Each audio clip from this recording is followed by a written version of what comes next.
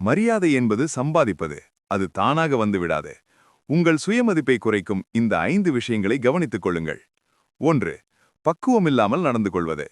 சிறுபிள்ளைத்தனமாக அல்லது சூழலுக்கு தொடர்பில்லாமல் செயல்படுவது, பொதுவெளியில் உணர்ச்சிகளை கட்டுப்படுத்த தவறுவது உங்கள் மீதான மரியாதையை குறைக்கும்.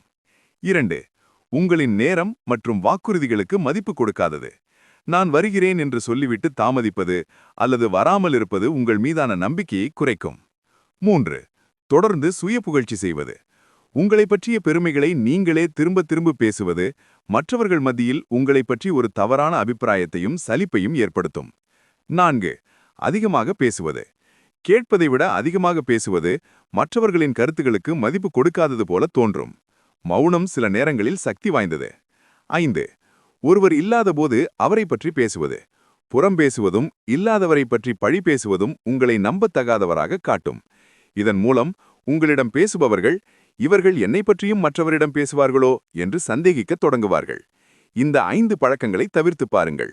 உங்கள் மரியாதை வானத்தை எட்டும். நீங்கள் எதை மாற்ற விரும்புகிறீர்கள்? கமெண்ட் பண்ணுங்க.